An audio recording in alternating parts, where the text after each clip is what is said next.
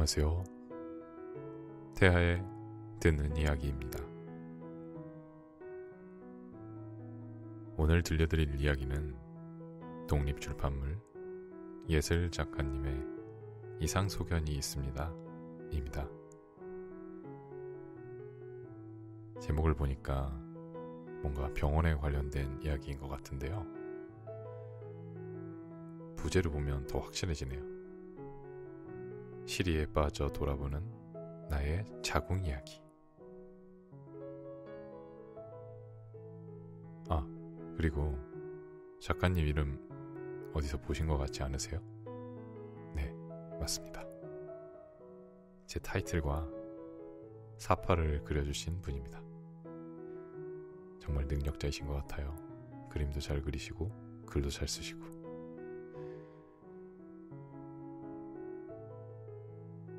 이 책을 읽는 것을 허락해 주신 예슬 작가님께 감사드리고요. 이번 이야기도 재미있게 들어주세요. 낭독 시작합니다. 생리와 다이어트.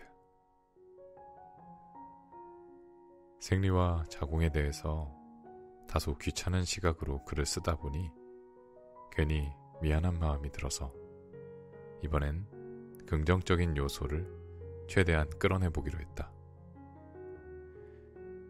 도대체 생리의 좋은 점에는 무엇이 있단 말인가? 바로 다이어트다. 다이어트에 관심이 있는 여성이라면 한 번은 들어봤을 이름하여 생리주기 다이어트. 생리를 하는 여성의 한 달을 생리 전 일주일, 생리기간 일주일, 생리가 끝나고 2주로 나누고 식이요법과 운동법을 다르게 조절하면 무작정 다이어트를 할 때보다 효과적으로 체중 감량을 할 수 있다는 이론이다. 쉽게 설명하면 우리 몸은 호르몬이 안정적으로 유지될 때 운동 효과가 크게 나타나는데 여성은 생리 직후에 호르몬을 비롯해 전반적인 몸 상태가 안정적이므로 이때 몸을 많이 쓰면 다이어트 효과를 더 크게 볼 수 있다. 이때 최선을 다해서 몸을 움직이는 것이 좋다. 반면 생리 전 일주일은 가임기로 방어 태세를 갖추게 되는데 이때는 평소보다 적게 먹어도 살이 찔 수 있다. 따라서 움직이는 것보다 적게 먹어야 한다. 생리 기간에는 다이어트에 대한 욕구를 잠시 내려놓고 쉬는 것이 좋다. 참았던 음식과 게으름을 즐길 수 있는 치팅 위크다. 밤 11시가 넘은 시간에 동생의 배고픔의 빌부터 감자전을 먹다가 나의 생리 주기를 돌아보니 지금은 참았던 음식과 함께 게으름을 피울 수 있는 기간이었다. 간장을 살짝 찍은 바삭한 감자전을 한 조각 더 입속에 넣고 씹으며 지금 이 순간 생리를 해서 다행이라고 생각했다. 내 몸에서 빠져나가는 자궁벽의 허물만큼 감자전을 먹어도 되는 시기. 야식을 먹고자 적극 움직이는 손과 입의 적절한 운동을 마음껏 지지해도 새 친구를 받아들여야 하는 뱃살에 전혀 미안하지 않은 시기. 나의 식욕을 당당하게 표출하면서도 살찔 걱정을 하지 않아도 되는 더할 나위 없이 행복한 시기. 그런 멋진 시간이었다, 생리는.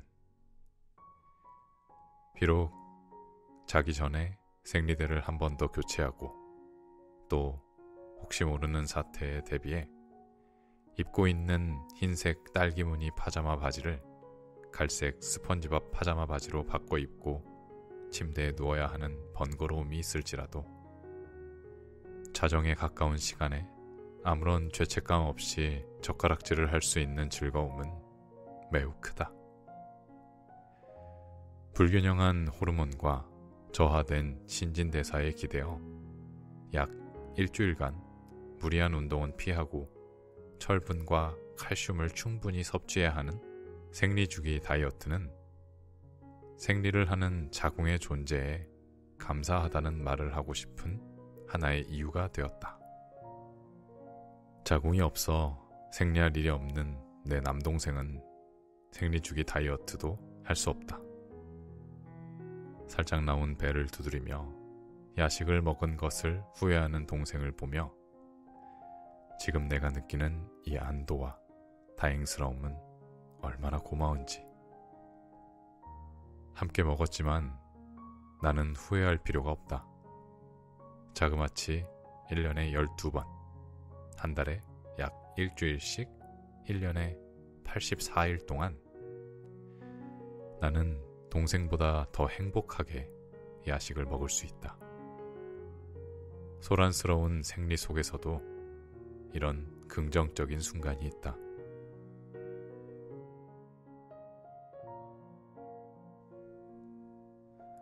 사후 피임약에 대하여.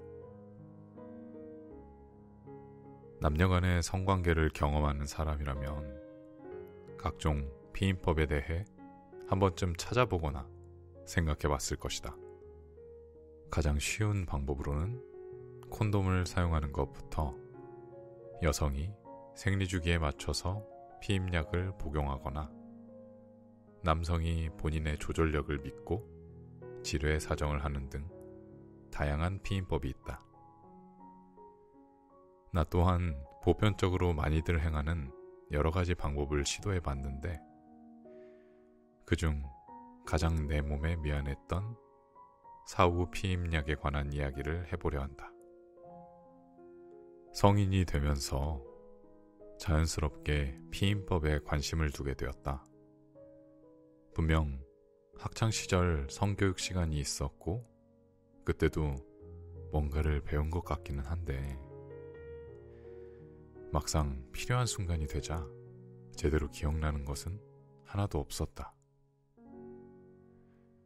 편하게 정보를 얻을 수 있는 인터넷에서 각종 뉴스와 칼럼을 통해 피임법을 다시 익혔다.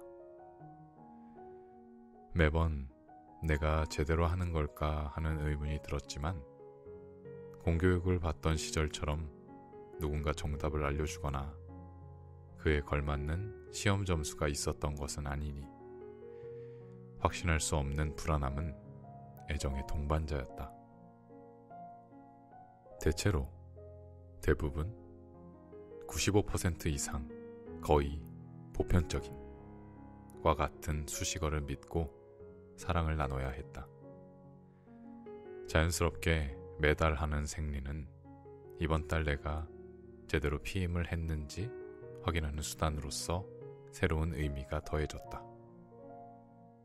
아랫배가 묵직한 생리의 기운이 찾아오면 신체 컨디션이 나빠지는 것보다 이번 달도 무사했다는 정신적 안도감이 먼저 찾아왔다. 성공적인 성관계의 엔딩은 생리의 여부와 직결된다고 생각할 정도로 피임에서 벗어날 수 없었다. 이별을 겪고도 생리 주기를 확인했다. 마지막 성관계로부터 일정 기간 안에 생리를 해야지만 제대로 이별할 수 있는 떳떳한 몸이 되는 것이다. 내 몸 하나를 오롯이 책임질 수 있는 한 달 생활비도 가까스로 버는 내가 피임마저 성공하지 못한다면 그건 너무 암담했다. 이런 불안한 마음에서 사후 피임약을 먹게 되었다. 당시 남자친구와 나는 둘 다 대학생이었다. 부모님에게 집을 의지하고 각자 과외와 아르바이트를 통해 겨우겨우 데이트 비용을 충당하는 20대 초반. 의도하지 않게 책임질 일을 벌이기엔 정말 건강했고 진지하게 책임질 일을 생각하기엔 너무 어렸다. 그런 우리가 안전하게 서로를 지키기 위해 사용할 수 있는 유일무이한 수단은 바로 콘돔이었다. 저렴한 가격으로 최선의 수비를 해내는 도구. 커피 한 잔 가격이면 충분했다. 하지만 꼬박꼬박 콘돔을 사용한다고 해서 100% 완벽한 피임이 되지는 않는다. 시작과 끝에 콘돔이 찢어지지 않고 안전하게 있어도 수치상 약 10% 정도는 실패할 확률이 있다. 그런데 만약 사용하던 콘돔이 벗겨지거나 찢어진다면 어떻게 될까? 상상하는 것만으로도 한숨부터 나오는 그 상황이 우리에게도 펼쳐졌다. 서로를 향한 애정을 기반으로 시작한 사랑의 마무리가 한숨과 불안과 초조함과 뜬 눈으로 지새우는 밤이라니. 한편으로는 무슨 일이 있겠어? 에이, 임신이라는 게 그렇게 쉽게 될 리 없지 생각하면서도 다른 한편으론 만약 내가 임신을 한다면 당장 동아리 공연은 어떡하지? 어제 마신 술은 괜찮을까?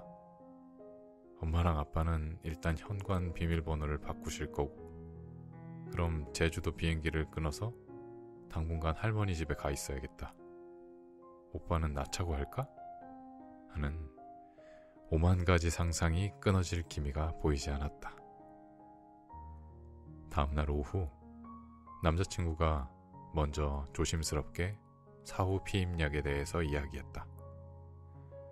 우선 미안하다고. 같이 해놓고 정작 책임은 네가 지는 것 같다고. 몸에 부작용이 있을 수 있다고는 하는데 너무 불안하다고. 아직은 그런 일이 생기면 책임질 수가 없을 것 같다고. 전화기 너머로 철썩이는 초조한 목소리에 내 마음에도 불안함이 파도쳐왔다. 사후 피임약은 최대 72시간 안에 먹어야 했고 48시간 이내에 먹는 것이 가장 효과가 좋다고 했다.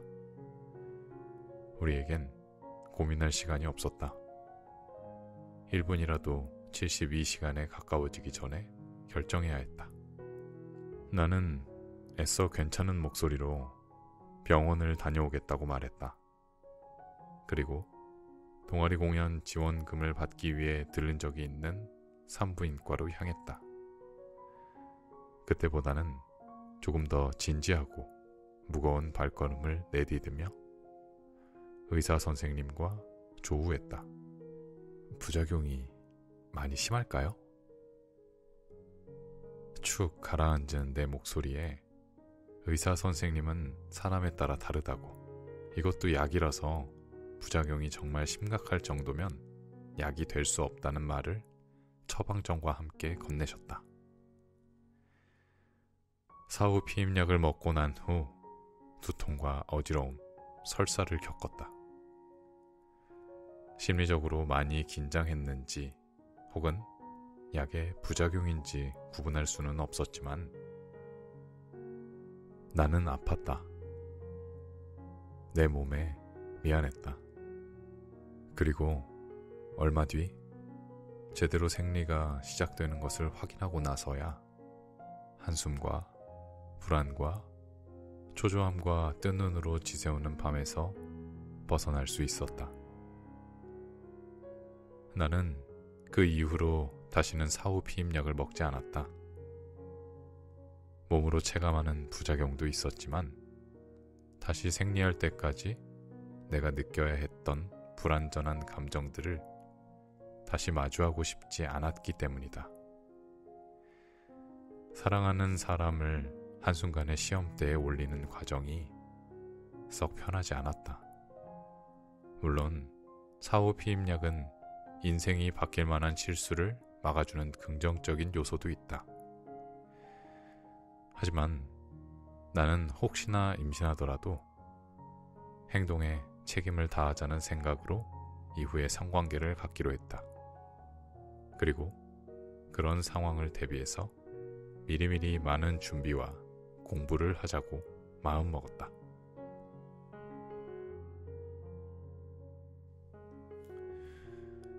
자궁경부암 검사. 우리나라는 건강검진 복지가 좋은 편이다. 건강과 의료보험에 관심이 없어도 될 만큼 튼튼했던 어린 시절에는 몰랐지만 스스로 몸을 책임져야 하는 나이가 되자 각종 제도와 보험이 내 몸을 지켜주고 있다는 걸 알게 되었다. 고향 울산을 떠나 서울 생활을 시작할 때부터 자궁경부암 국가검진의 연령이 20대로 하향 확대되면서 나는 2년에 한 번씩 자궁경부암 국가건강검진 안내서를 받았다. 90년생인 나는 짝수년도에 무료로 자궁경부암 검사를 받을 수 있는데 그 용지를 처음 받았던 27에는 에이 뭐 별일 있겠어, 귀찮은데 아플 때 받지 뭐 라고 생각하며 종이를 아무 데나 뒀다가 잃어버렸고, 두 번째로 받았던 29에는 이제 이런 건 좀 챙겨야겠다, 근데 지금 당장 가기는 귀찮은데 1년 동안 받을 수 있으니까 뭐 시간 날 때 가자 라고 생각하다가 겨우겨우 해가 바뀌기 전 12월 중순쯤에 서둘러 동네 병원을 찾아 검사를 받았다. 다행히 결과는 정상이었다.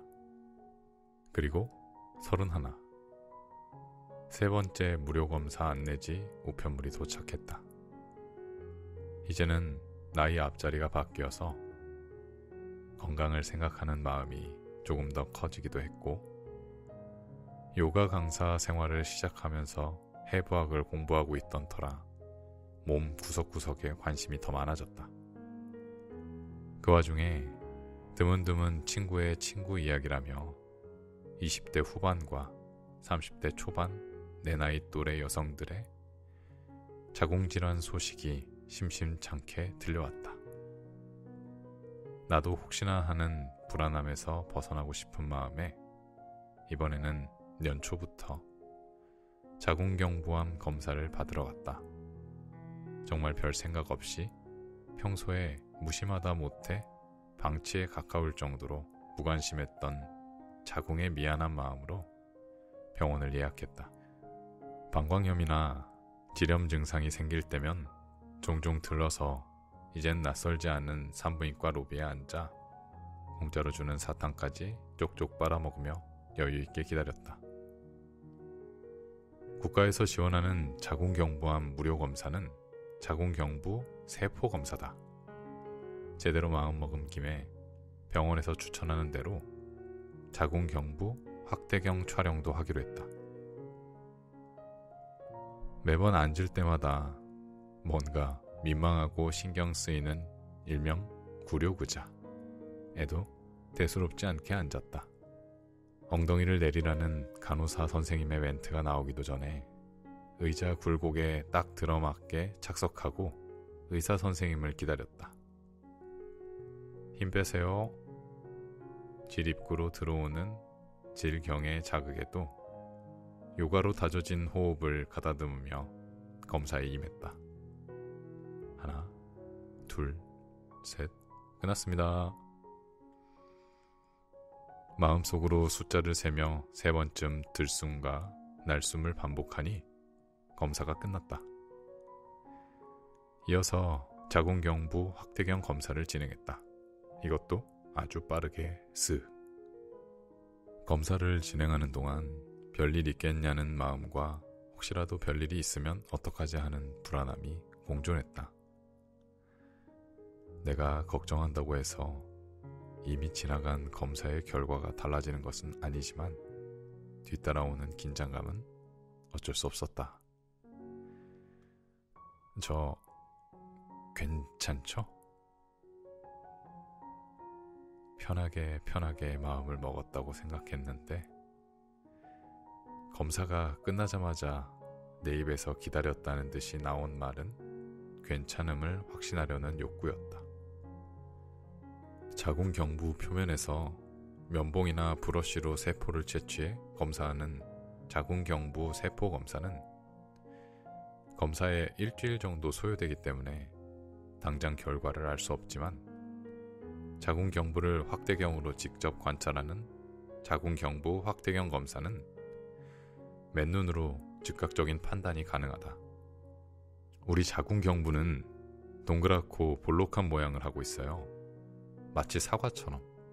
건강한 자궁은 빨갛게 잘 익은 사과처럼 동그랗고 불그스름한 혈색이 느껴져요. 약간의 염증이 미세하게 보이는 것 같기는 했는데 육안으로 판단될 정도는 아니었어요. 정확한 검사 결과가 나와봐야겠지만 괜찮을 것 같네요. 마지막에 괜찮다는 말을 듣고서야 마음이 살짝 놓였다. 일주일 뒤에 나온다는 검사 결과가 당장 매우 궁금하긴 했지만 병원 문을 열고 나오자마자 무슨 일이 있었냐는 듯 아무렇지 않아졌다. 그렇게 일주일 동안 여전히 드문드문 친구와 술도 마시고 빠듯한 마감이 있는 외주 작업도 하고 꼬박꼬박 요가 수업도 하면서 일상을 열심히 살았다. 이상소견이 발견되었습니다. 의뢰하신 암검진 결과 이상소견이 발견되었습니다. 내원하셔서 원장님과 상담 후 추가 치료를 받으시기 바랍니다. 감사합니다. 일주일 전 검사를 받기 위해 방문했을 때와는 다르게 병원 로비에 흐르는 공기가 차갑게 느껴졌다.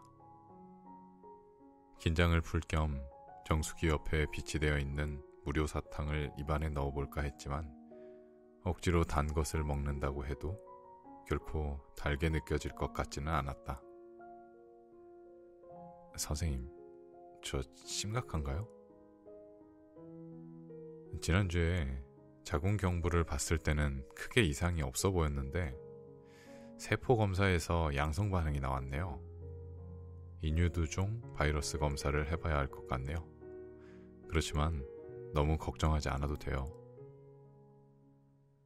덤덤하게 걱정하지 말라는 선생님의 말씀은 문자 그대로 들리지 않았다. 지난주에도 분명 자궁경부 확대경을 통해 봤을 때는 내 자궁경부가 거의 불그스름한 사과와 비슷한 것처럼 말씀하셨는데 이상세포가 발견되었다. 나는 당신의 말을 완벽하게 믿을 수 없다는 눈빛을 보내면서도 관련 지식이 전무했으므로 알겠다는 대답 말고는 달리 할 수 있는 말이 없었다. 고위험군에 속하는 59번, 52번 바이러스가 검출돼서 조직 검사를 하는 것이 좋을 것 같아요. 하지만 너무 걱정할 필요는 없어요. 건강한 20, 30대 여성은 자연스럽게 상피세포가 떨어져 나가는 방식으로 자연 치유가 될 수도 있어요. 선생님께서 보여주신 인유두종 바이러스 결과 보고서에는 빨간색으로 고위험군, 초록색으로 잠재 고위험군, 파란색으로 저위험군이 표시되어 있었다. 그리고 결과란에 하이 리스크 HPV 52, 59가 쓰여 있었다. 색깔이 3가지나 있는데 어쩜 저렇게 편식을 좋아해서 빨간색만 다 모여 있다니. 결과지를 보는 마음이 착잡해졌다. 게다가 검색을 통해 알게 되었는데 인유두종 바이러스는 성관계를 통해서 전염된다고 알려져 있어서 마치 내가 나쁜 행동이나 안 좋은 일을 겪은 듯한 느낌이 막연하게 들었다. 사실 성 경험이 전혀 없는 여성에게서의 감염도 보고된 만큼 성관계 이외의 경로에서 감염이 확인되었다고 해서 무조건적인 원인으로 성관계를 생각하면 안 되겠지만 기분이 썩 좋지는 않았다. 스스로 부끄럽고 떳떳하지 못한 느낌에 나를 가둘 수밖에 없었다. 머릿속으로 첫 성경험부터 지금까지 나와 잠자리를 함께 했던 사람들이 생각나면서 역학조사를 하듯 그들에게 이유두종 바이러스 검사를 하라고 말하고 싶은 심정이었다. 하지만 남성의 성기는 밖으로 돌출되어 있어서 감염이 있어도 각질이 떨어지듯이 자연 소멸하는 경우가 많다고 한다. 그래서 더더욱 자궁경부암 예방접종은 남자분들도 꼭 맞아야 하는데 정작 이름이 자궁경부암 예방접종이라 자궁이 없는 남자들은 맞아야 한다는 생각을 쉽게 하지 못한다. 이럴 거면 그냥 이유두종 바이러스 예방접종이나 이유두종 바이러스 백신이라고 이름을 지으면 되지.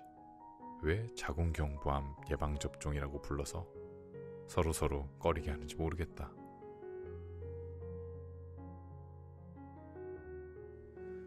나가는 글. 생리, 지렴, 방광염을 비롯한 여성질환과 피임, 사후피임약과 같은 성관계 관련 단어들은 감기와 두통, 소화제와 설사약처럼 일반적으로 아무렇지 않게 생각하거나 받아들여지지 않는다. 조금은 민감하고 불편한 주제라는 인식이 따라 들어온다. 나만 해도 괜한 오해의 시선을 타인에게 받고 싶지 않아 서울과 울산을 오가는 기차 안에서 이 글을 쓰는 동안 혹여나 옆에서 볼까봐 까만 글자를 회색조로 바꿔서 작성했다. 그만큼 나는 지난 30년간 나와 함께했던 자궁을 돌아보는데도 많은 용기가 필요했다. 나에게 존재를 알렸던 첫 생리부터 자궁경부암 검사까지 그저 내가 경험한 몸의 이야기를 쓰는 것인데도 아무렇지 않을 수가 없었다. 여전히 자궁은 나에게 어려운 주제다. 가장 가까운 엄마조차도 내 글에 드문드문 쓰여있는 생리 이야기에 대해서 예슬아, 다 좋은데 네 글 속에서 생리 이야기는 좀 빼는 것이 어떻겠니? 하고 말하곤 했다. 하지만 이번 기회에 엄마에게 잠시 비밀로 하더라도 그 비밀이 얼마나 갈지는 모르겠지만 꼭 한번 써보고 싶었다. 그렇게라도 자궁을 바라보는 예민한 인식이 조금이나마 아무렇지 않아졌으면 좋겠다. 심장이나 위장이나 발가락을 보는 것처럼.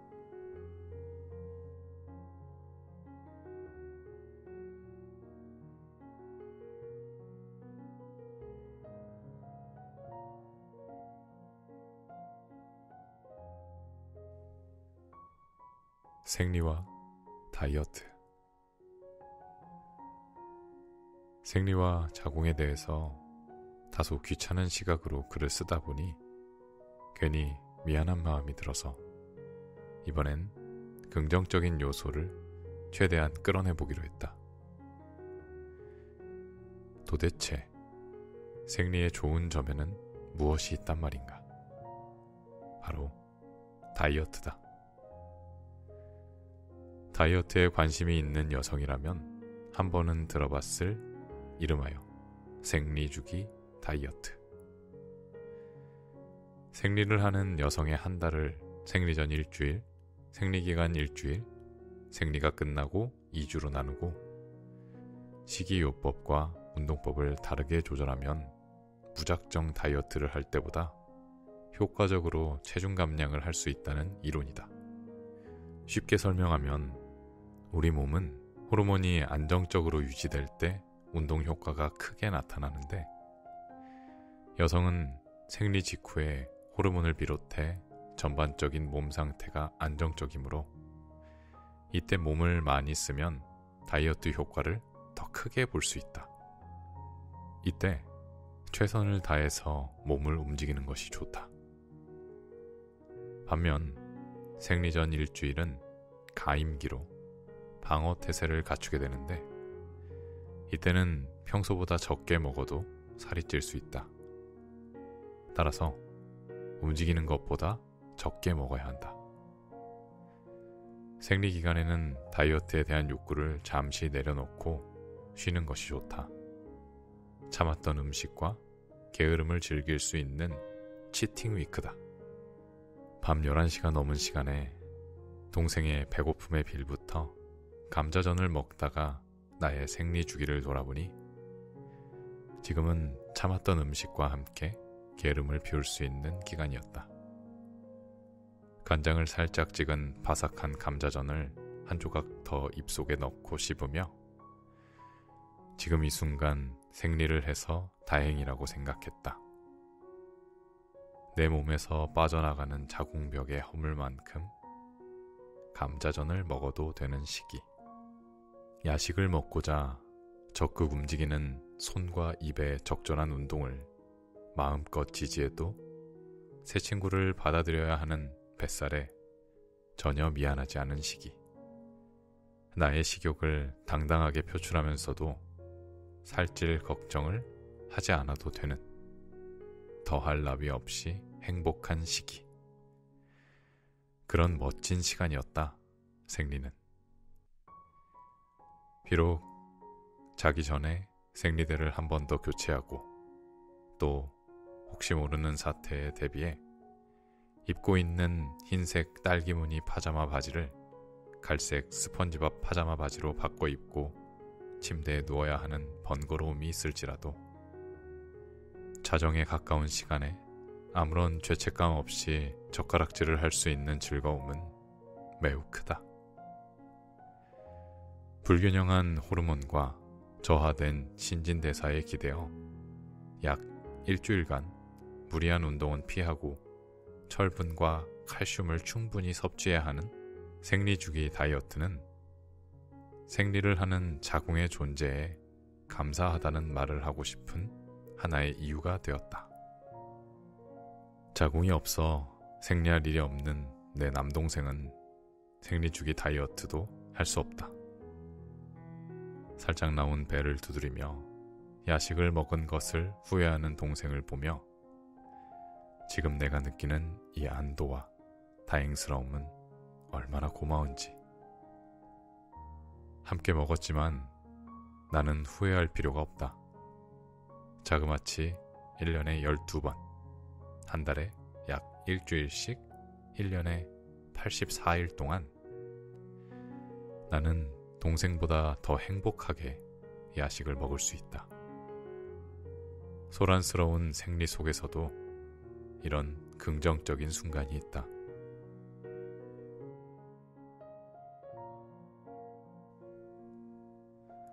사후 피임약에 대하여. 남녀간의 성관계를 경험하는 사람이라면 각종 피임법에 대해 한 번쯤 찾아보거나 생각해 봤을 것이다. 가장 쉬운 방법으로는 콘돔을 사용하는 것부터 여성이 생리주기에 맞춰서 피임약을 복용하거나 남성이 본인의 조절력을 믿고 지뢰 사정을 하는 등 다양한 피임법이 있다. 나 또한 보편적으로 많이들 행하는 여러 가지 방법을 시도해 봤는데 그중 가장 내 몸에 미안했던 사후 피임약에 관한 이야기를 해보려 한다. 성인이 되면서 자연스럽게 피임법에 관심을 두게 되었다. 분명 학창시절 성교육 시간이 있었고 그때도 뭔가를 배운 것 같기는 한데 막상 필요한 순간이 되자 제대로 기억나는 것은 하나도 없었다. 편하게 정보를 얻을 수 있는 인터넷에서 각종 뉴스와 칼럼을 통해 피임법을 다시 익혔다. 매번 내가 제대로 하는 걸까 하는 의문이 들었지만 공교육을 받던 시절처럼 누군가 정답을 알려주거나 그에 걸맞는 시험 점수가 있었던 것은 아니니 확신할 수 없는 불안함은 애정의 동반자였다. 대체로 대부분 95% 이상 거의 보편적인 과 같은 수식어를 믿고 사랑을 나눠야 했다. 자연스럽게 매달 하는 생리는 이번 달 내가 제대로 피임을 했는지 확인하는 수단으로서 새로운 의미가 더해졌다. 아랫배가 묵직한 생리의 기운이 찾아오면 신체의 컨디션이 나빠지는 것보다 이번 달도 무사했다는 정신적 안도감이 먼저 찾아왔다. 성공적인 성관계의 엔딩은 생리의 여부와 직결된다고 생각할 정도로 피임에서 벗어날 수 없었다. 이별을 겪고도 생리 주기를 확인했다. 마지막 성관계로부터 일정 기간 안에 생리를 해야지만 제대로 이별할 수 있는 떳떳한 몸이 되는 것이다. 내 몸 하나를 오롯이 책임질 수 있는 한 달 생활비도 가까스로 버는 내가 피임마저 성공하지 못한다면 그건 너무 암담했다. 이런 불안한 마음에서 사후 피임약을 먹게 되었다. 당시 남자친구와 나는 둘 다 대학생이었다. 부모님에게 집을 의지하고 각자 과외와 아르바이트를 통해 겨우겨우 데이트 비용을 충당하는 20대 초반. 의도하지 않게 책임질 일을 벌이기엔 정말 건강했고 진지하게 책임질 일을 생각하기엔 너무 어렸다. 그런 우리가 안전하게 서로를 지키기 위해 사용할 수 있는 유일무이한 수단은 바로 콘돔이었다. 저렴한 가격으로 최선의 수비를 해내는 도구. 커피 한 잔 가격이면 충분했다. 하지만 꼬박꼬박 콘돔을 사용한다고 해서 100% 완벽한 피임이 되지는 않는다. 시작과 끝에 콘돔이 찢어지지 않고 안전하게 있어도 수치상 약 10% 정도는 실패할 확률이 있다. 그런데 만약 사용하던 콘돔이 벗겨지거나 찢어진다면 어떻게 될까? 상상하는 것만으로도 한숨부터 나오는 그 상황이 우리에게도 펼쳐졌다. 서로를 향한 애정을 기반으로 시작한 사랑의 마무리가 한숨과 불안과 초조함과 뜬 눈으로 지새우는 밤이라니. 한편으로는 무슨 일이 있겠어? 에이, 임신이라는 게 그렇게 쉽게 될 리 없지 생각하면서도 다른 한편으론 만약 내가 임신을 한다면 당장 동아리 공연은 어떡하지? 어제 마신 술은 괜찮을까? 엄마랑 아빠는 일단 현관 비밀번호를 바꾸실 거고 그럼 제주도 비행기를 끊어서 당분간 할머니 집에 가 있어야겠다. 오빠는 나 차고 할까? 하는 오만 가지 상상이 끊어질 기미가 보이지 않았다. 다음날 오후 남자친구가 먼저 조심스럽게 사후 피임약에 대해서 이야기했다. 우선 미안하다고. 같이 해놓고 정작 책임은 네가 지는 것 같다고. 몸에 부작용이 있을 수 있다고는 하는데 너무 불안하다고. 아직은 그런 일이 생기면 책임질 수가 없을 것 같다고. 전화기 너머로 철썩이는 초조한 목소리에 내 마음에도 불안함이 파도쳐왔다. 사후 피임약은 최대 72시간 안에 먹어야 했고 48시간 이내에 먹는 것이 가장 효과가 좋다고 했다. 우리에겐 고민할 시간이 없었다. 1분이라도 72시간에 가까워지기 전에 결정해야 했다. 나는 애써 괜찮은 목소리로 병원을 다녀오겠다고 말했다. 그리고 동아리 공연 지원금을 받기 위해 들른 적이 있는 산부인과로 향했다. 그때보다는 조금 더 진지하고 무거운 발걸음을 내디디며 의사 선생님과 조우했다. 부작용이 많이 심할까요? 축 가라앉은 내 목소리에 의사 선생님은 사람에 따라 다르다고, 이것도 약이라서 부작용이 정말 심각할 정도면 약이 될 수 없다는 말을 처방전과 함께 건네셨다. 사후 피임약을 먹고 난 후 두통과 어지러움, 설사를 겪었다. 심리적으로 많이 긴장했는지 혹은 약의 부작용인지 구분할 수는 없었지만 나는 아팠다. 내 몸에 미안했다.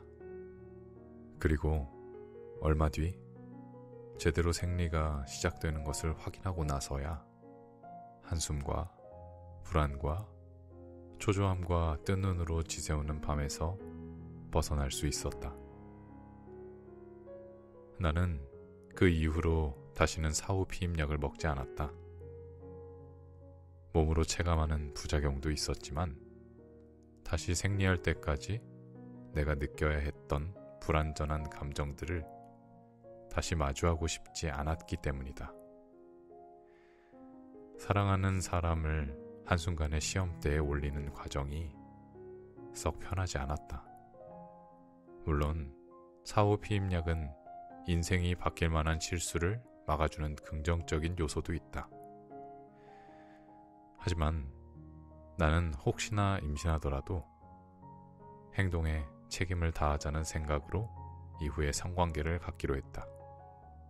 그리고 그런 상황을 대비해서 미리미리 많은 준비와 공부를 하자고 마음먹었다.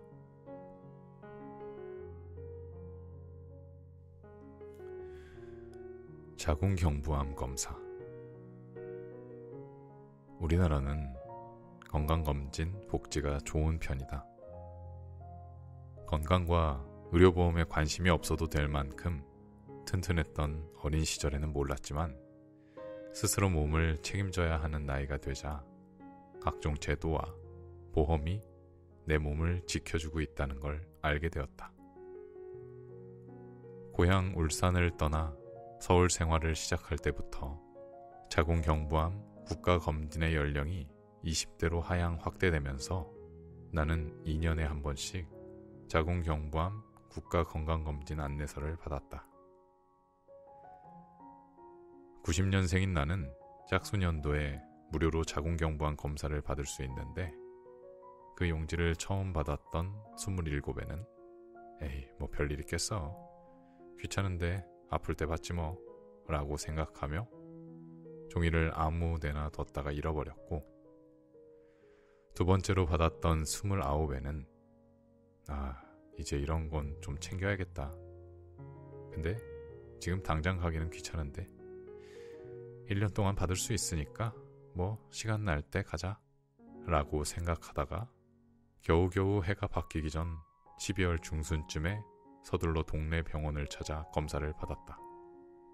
다행히 결과는 정상이었다. 그리고 31. 세 번째 무료 검사 안내지 우편물이 도착했다. 이제는 나이 앞자리가 바뀌어서 건강을 생각하는 마음이 조금 더 커지기도 했고, 요가 강사 생활을 시작하면서 해부학을 공부하고 있던 터라 몸 구석구석에 관심이 더 많아졌다. 그 와중에 드문드문 친구의 친구 이야기라며 20대 후반과 30대 초반 내 나이 또래 여성들의 자궁질환 소식이 심심찮게 들려왔다.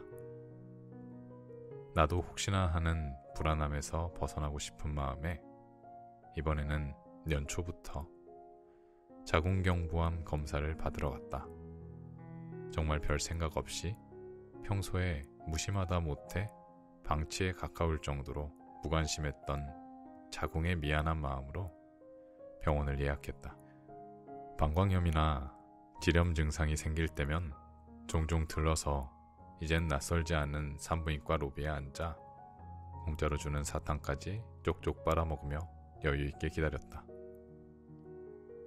국가에서 지원하는 자궁경부암 무료 검사는 자궁경부 세포 검사다. 제대로 마음먹은 김에 병원에서 추천하는 대로 자궁경부 확대경 촬영도 하기로 했다. 매번 앉을 때마다 뭔가 민망하고 신경 쓰이는 일명 구료구자에도 대수롭지 않게 앉았다. 엉덩이를 내리라는 간호사 선생님의 멘트가 나오기도 전에 의자 굴곡에 딱 들어맞게 착석하고 의사 선생님을 기다렸다. 힘 빼세요. 질 입구로 들어오는 질경의 자극에도 요가로 다져진 호흡을 가다듬으며 검사에 임했다. 하나, 둘, 셋, 끝났습니다. 마음속으로 숫자를 세며 3번쯤 들숨과 날숨을 반복하니 검사가 끝났다. 이어서 자궁경부 확대경 검사를 진행했다. 이것도 아주 빠르게 쓱. 검사를 진행하는 동안 별일 있겠냐는 마음과 혹시라도 별일이 있으면 어떡하지 하는 불안함이 공존했다. 내가 걱정한다고 해서 이미 지나간 검사의 결과가 달라지는 것은 아니지만 뒤따라오는 긴장감은 어쩔 수 없었다. 저 괜찮죠? 편하게 마음을 먹었다고 생각했는데 검사가 끝나자마자 내 입에서 기다렸다는 듯이 나온 말은 괜찮음을 확신하려는 욕구였다. 자궁경부 표면에서 면봉이나 브러쉬로 세포를 채취해 검사하는 자궁경부 세포 검사는 검사에 일주일 정도 소요되기 때문에 당장 결과를 알 수 없지만 자궁경부를 확대경으로 직접 관찰하는 자궁경부 확대경 검사는 맨눈으로 즉각적인 판단이 가능하다. 우리 자궁경부는 동그랗고 볼록한 모양을 하고 있어요. 마치 사과처럼. 건강한 자궁은 빨갛게 잘 익은 사과처럼 동그랗고 불그스름한 혈색이 느껴져요. 약간의 염증이 미세하게 보이는 것 같기는 했는데 육안으로 판단될 정도는 아니었어요. 정확한 검사 결과가 나와봐야겠지만 괜찮을 것 같네요. 마지막에 괜찮다는 말을 듣고서야 마음이 살짝 놓였다. 일주일 뒤에 나온다는 검사 결과가 당장 매우 궁금하긴 했지만 병원 문을 열고 나오자마자 무슨 일이 있었냐는 듯 아무렇지 않아졌다. 그렇게 일주일 동안 여전히 드문드문 친구와 술도 마시고 빠듯한 마감이 있는 외주 작업도 하고 꼬박꼬박 요가 수업도 하면서 일상을 열심히 살았다. 이상소견이 발견되었습니다. 의뢰하신 암검진 결과 이상소견이 발견되었습니다. 내원하셔서 원장님과 상담 후 추가 치료를 받으시기 바랍니다. 감사합니다. 일주일 전 검사를 받기 위해 방문했을 때와는 다르게 병원 로비에 흐르는 공기가 차갑게 느껴졌다. 긴장을 풀 겸 정수기 옆에 비치되어 있는 무료 사탕을 입안에 넣어볼까 했지만 억지로 단 것을 먹는다고 해도 결코 달게 느껴질 것 같지는 않았다. 선생님, 저 심각한가요? 지난주에 자궁경부를 봤을 때는 크게 이상이 없어 보였는데 세포 검사에서 양성 반응이 나왔네요. 인유두종 바이러스 검사를 해봐야 할 것 같네요. 그렇지만 너무 걱정하지 않아도 돼요. 덤덤하게 걱정하지 말라는 선생님의 말씀은 문자 그대로 들리지 않았다. 지난주에도 분명 자궁경부 확대경을 통해 봤을 때는 내 자궁경부가 거의 불그스름한 사과와 비슷한 것처럼 말씀하셨는데 이상세포가 발견되었다. 나는 당신의 말을 완벽하게 믿을 수 없다는 눈빛을 보내면서도 관련 지식이 전무했으므로 알겠다는 대답 말고는 달리 할 수 있는 말이 없었다. 고위험군에 속하는 59번, 52번 바이러스가 검출돼서 조직 검사를 하는 것이 좋을 것 같아요. 하지만 너무 걱정할 필요는 없어요. 건강한 20, 30대 여성은 자연스럽게 상피세포가 떨어져 나가는 방식으로 자연 치유가 될 수도 있어요. 선생님께서 보여주신 인유두종 바이러스 결과 보고서에는 빨간색으로 고위험군, 초록색으로 잠재 고위험군, 파란색으로 저위험군이 표시되어 있었다. 그리고 결과란에 하이 리스크 HPV 52, 59가 쓰여 있었다. 색깔이 3가지나 있는데 어쩜 저렇게 편식을 좋아해서 빨간색만 다 모여 있다니. 결과지를 보는 마음이 착잡해졌다. 게다가 검색을 통해 알게 되었는데 인유두종 바이러스는 성관계를 통해서 전염된다고 알려져 있어서 마치 내가 나쁜 행동이나 안 좋은 일을 겪은 듯한 느낌이 막연하게 들었다. 사실 성 경험이 전혀 없는 여성에게서의 감염도 보고된 만큼 성관계 이외의 경로에서 감염이 확인되었다고 해서 무조건적인 원인으로 성관계를 생각하면 안 되겠지만 기분이 썩 좋지는 않았다. 스스로 부끄럽고 떳떳하지 못한 느낌에 나를 가둘 수밖에 없었다. 머릿속으로 첫 성경험부터 지금까지 나와 잠자리를 함께 했던 사람들이 생각나면서 역학조사를 하듯 그들에게 인유두종 바이러스 검사를 하라고 말하고 싶은 심정이었다. 하지만 남성의 성기는 밖으로 돌출되어 있어서 감염이 있어도 각질이 떨어지듯이 자연 소멸하는 경우가 많다고 한다. 그래서 더더욱 자궁경부암 예방접종은 남자분들도 꼭 맞아야 하는데 정작 이름이 자궁경부암 예방접종이라 자궁이 없는 남자들은 맞아야 한다는 생각을 쉽게 하지 못한다. 이럴 거면 그냥 인유두종 바이러스 예방접종이나 인유두종 바이러스 백신이라고 이름을 지으면 되지. 왜 자궁경부암 예방접종이라고 불러서 서로 꺼리게 하는지 모르겠다.